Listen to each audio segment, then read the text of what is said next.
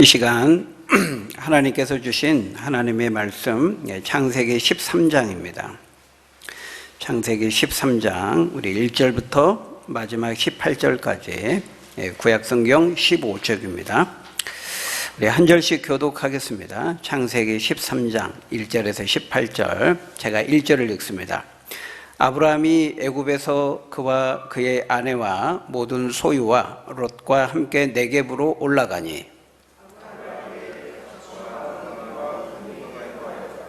그가 네겝에서부터 길을 떠나 베델에 이르며 베델과 아이 사이 곧 전에 장막 쳤던 곳에 이르니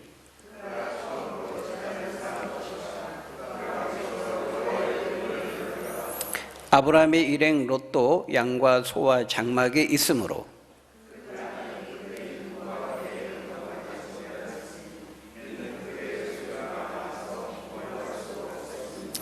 그러므로 아브라함의 가축의 목자와 롯의 가축의 목자가 서로 다투고 또 가나안 사람과 브리스 사람도 그 땅에 거주하였는지라.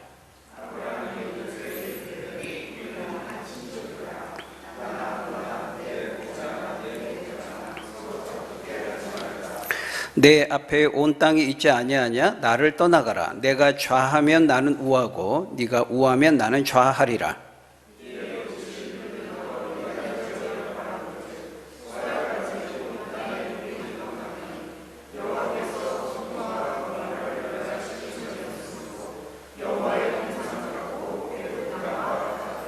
그러므로 롯이 요단 온 지역을 택하고 동으로 옮기니 그들이 서로 떠난지라.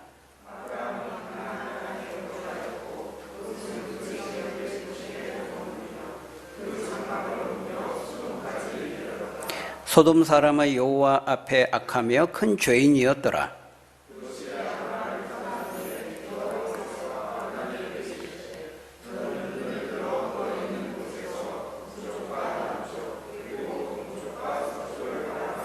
보이는 땅을 내가 너와 내 자손에게 주리니 영원히 이르리라.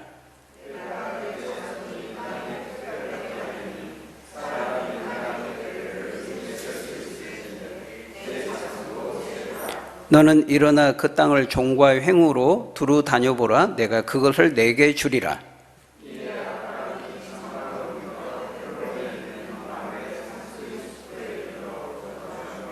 거기서 여호와를 위하여 제단을 쌓았더라. 아멘. 네, 우리 인생은 선택의 연속입니다. 우리가 순간의 선택이 10년을 좌우한다. 그런 말도 있습니다만은 어떤 선택은 평생을 좌우하고 또 영혼을 좌우하기도 합니다. 우리가 읽은 오늘 본문 말씀에 보니까 아브라함의 선택과 아브라함의 조카 롯의 선택에 대해서 말씀하고 있습니다. 이 아브라함은 하나님이 인도하신 땅, 이 가나안 땅에 기근이 들고 어려움이 생기자 어떻게 했습니까? 너무 쉽게 하나님이 말씀하신 이 약속의 땅 가나안을 포기하고 어디로 가버렸습니까? 애굽 땅으로 내려가 버렸습니다. 하나님께 묻지도 않았고 하나님의 뜻을 구하지도 않았습니다. 오직 나일강이 있는 저 애굽 땅이 이 하나님이 지시하신 땅, 이 가나안 땅보다 보기에 훨씬 좋아 보여서 더 비옥해 보여서 하나님께 묻지도 않고 약속의 땅을 떠나서 애굽으로 내려가 버렸죠. 애굽으로 내려가니까 거기서 어떤 일이 있었습니까? 생각지도 못한 굉장히 어려운 일들을 당하게 되죠. 아내 사레의 외모가 너무 아름답고 예쁘다 보니까 애굽 사람들이 남편 아브라함 자신을 죽이고 아내를 빼앗아 버릴까 봐 그 두려움 나머지 어떻게 했어요? 아내라고 하지 말고 누이라고 하자, 거짓말을 한 것입니다. 그러면 모든 일이 어려움 없이 잘 넘어갈 줄 알았는데 전혀 예상과 다르게 상황이 전개되죠. 그래서 결국에는 이제 애굽 왕 바로에게까지 사라의 그 아름다운 소문이 전해져서 바로의 아내가 될 아브라함이 아내를 빼앗길 그런 위기에 처하게 되었습니다. 아브라함은 손 놓고 아무것도 할 수가 없는 상황에 이르렀죠. 그때 그 절체절명의 순간에 하나님은 긴급하게 극적으로 개입하시고 간섭하셔서 보호하셔서 아내를 다시 사례를 다시 되찾게 되었지만은, 그러나 이방인의 왕 바로에게 심한 책망을 받고 개망신을 당하고 부끄러움과 수치를 당한 채 다시 이 가나안 땅으로 돌아오게 된 것입니다. 아브라함은 신실하지 못했고 믿음의 약속을 저버렸지만, 그럼에도 하나님은 여전히 신실하셨고 아브라함에게 자비하셨습니다. 그래서 아내 사례를 포함해서 모든 가족들을 보호해 주셨고, 뿐만 아니라 오늘 본문 13장 2절에 보니까요, 그 아브라함에게 가축과 음과 금을 풍부하게 해 주셨다, 이렇게 말씀하고 있어요. 이 모든 것이 다 뭡니까? 하나님의 은혜와 사랑의 결과였습니다. 그래서 아브라함은 이 가나안 땅에 다시 돌아오자마자, 애굽에서 다시 돌아오자마자 뭘 했습니까? 제단을 쌓고 하나님께 예배를 드렸습니다. 그 3절과 4절에 보면은 베델과 아이 사이 그 전에 장막 쳤던 바로 그곳에 이르러서 제단을 쌓고 여호와의 이름을 불렀다, 이렇게 말하고 있어요. 여호와의 이름을 불렀다라는 건 뭡니까? 하나님께 예배했다는 것입니다. 근데 바로 이곳이 어디냐? 처음 갈대아 우르를 떠나가지고 이 약속의 땅 가나안에 왔을 때 처음 바로 이곳에 제단을 쌓고 하나님께 감사의 예배를 드렸던 바로 그곳이죠. 그런데 잠시 이 하나님의 약속의 땅을 망각하고 애굽으로, 자기 인간의 눈에 보기에 좋은 대로 애굽에 갔다가 큰 곤욕을 치른 다음에 자신의 어리석음을 깨닫고 다시 돌이켜서 회개하고 돌아와서 처음 갈대아 우르에 떠나서 이곳에 왔을 때 제단을 쌓고 예배드렸던 바로 그곳을 다시 찾은 겁니다. 거기서 다시 하나님께 감사의 예배를 드리고 있는 거죠. 회개의 예배를 드린 것입니다. 어떤 마음으로 아브라함이 예배를 드렸겠습니까? 여러분 생각해 보십시오. 자신이 혼자 인간의 지혜를 굴려가지고 스스로 살 길을 찾아서 애굽에 내려갔지만 혼쭐을 당한 다음에 이제 다시 돌아와서 자신의 어리석음과 과오를 뉘우치면서 하나님 말씀대로 해야 되는데, 그걸 깨닫고 처음 갈대아 우르를 떠나서 이곳에 왔을 때 예배드렸던 바로 그곳에 다시 찾아서 거기서 하나님께 예배를 드린 거예요. 자신의 불신실함과 어리석음과 부족함에도 불구하고, 그러나 하나님은 신실하게 자신을 지키시고 보호해 주시고 다시 약속의 땅으로 돌아오게 해서 하나님께 감격하면서 예배를 드렸을 거예요. 그때 그 아브라함의 마음이 어떠했을지 우리는 충분히 미루어 짐작해 볼 수가 있는 거죠. 여러분, 우리도 신앙생활 하다 보면은 때로 잠깐 이런 세상의 유혹과 시험을 받아가지고 옆으로 셀 때가 있잖아요. 없습니까? 저도 돌이켜보면 평신도 때요, 대학생 때 뭐 이런저런 이유와 시험을 받아가지고 한 2달 동안 교회를 아예 안 나간 때가 있었어요. 그런 다음에 나중에 이제 반성하고 회개하고 다시 이제 예배 자리를 찾아가지고 이제 예배할 때, 그때 이런 또 감사와 감격이 있는 거죠. 그죠? 하나님께 예배하는 것이 얼마나 소중하고, 얼마나 중요한가. 이 예배의 자리, 은혜의 자리가 얼마나 중요한가. 자기 눈에 보기에 좋은 대로 결정하는 거예요. 근데 자기 눈이 뭘 보느냐? 인간은 늘 외모를 봐요. 외적인 것을 봐요. 여러분, 여기 눈을 들어서 보았다 그랬죠? 거기 10절에서 롯이 눈을 들어 요단 지역을 바라본 즉 할 때 이 바라보았다라는 단어가 뭐냐면은 와야르라는 단어예요. 들어보셨죠? 와야르. 앞에서도 나왔잖아요. 그죠? 함이 포도주를 먹고 벌거벗은 노아를 봤다 할 때 그 주목해서 뚫어지게 본 게 그게 와야르입니다. 와야르. 하와가 선악을 알게 나무의 열기를 본즉 먹음직도 하고 보암직도 하다, 그 보았다 할 때 그것도 와야르예요. 그러니까 그 유혹의 눈을 가지고 본 겁니다. 그래서 그렇게 보니까 어떻게 보였어요? 거기 보니까 어떻게 보였다고 말하고 있어요?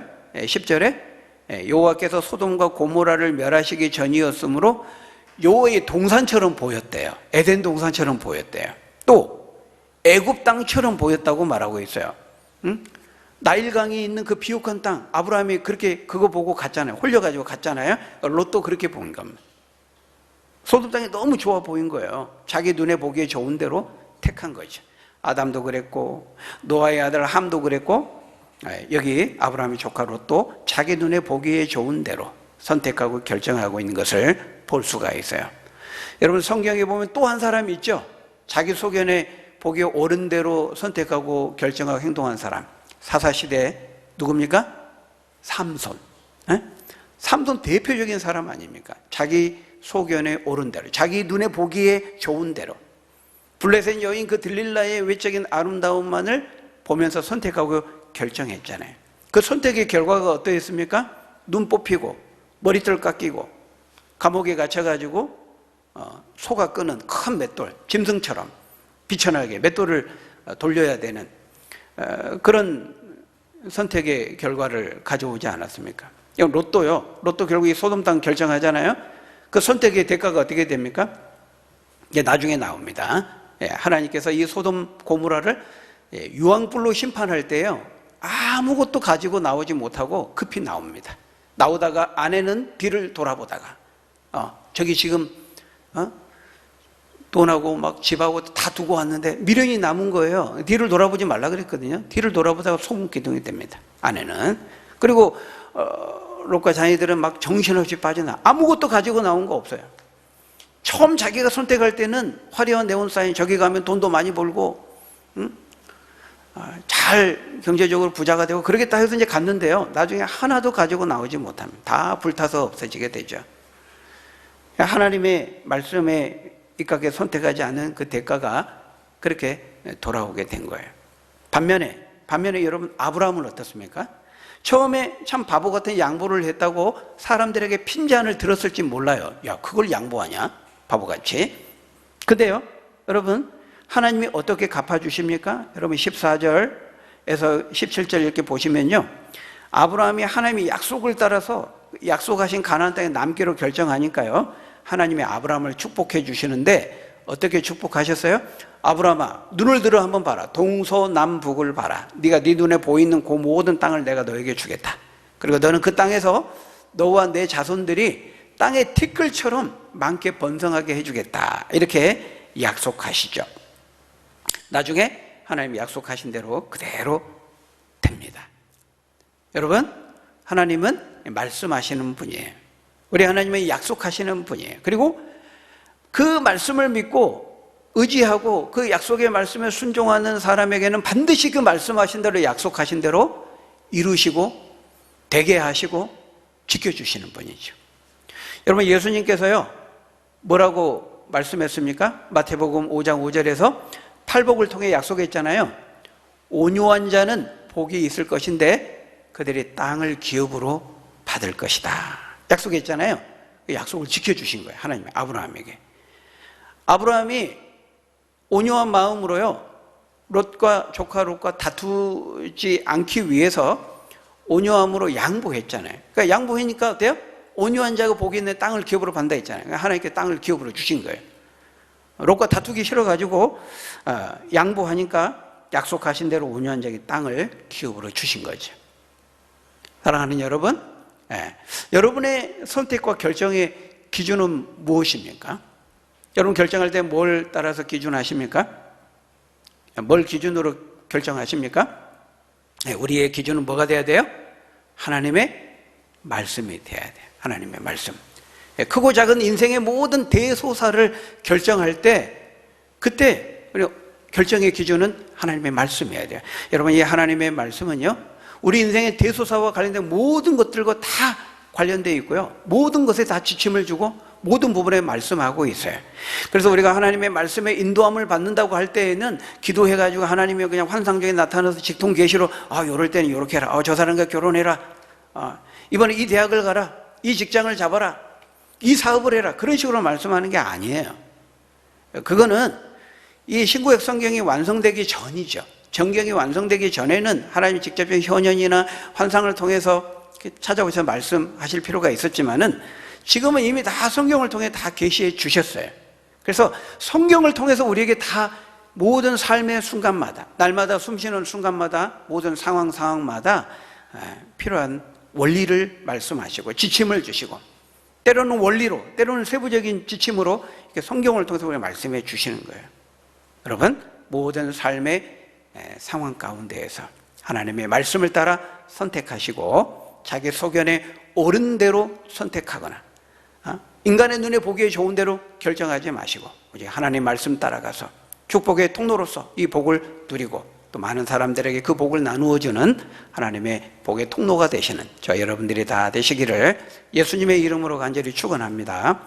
우리 기도하겠습니다. 아버지 하나님, 우리 인생은 수많은 선택의 연속입니다. 참 중요한 인생의 크고 작은 일들을 선택하고 결정할 때 아버지 하나님, 롯처럼 자기 눈에 보기에 좋은 대로 선택하지 않게 하시고 아브라함처럼 하나님의 말씀을 따라서 말씀의 관점에서 보고 판단하고 선택하고 결정할 수 있는, 그래서 하나님의 복을 누리고 또 많은 사람들의 복을 나누어주는 축복의 통로로서의 삶을 살아가는 우리 모두가 될 수 있도록 인도해 주옵소서. 예수님 이름으로 기도합니다. 아멘.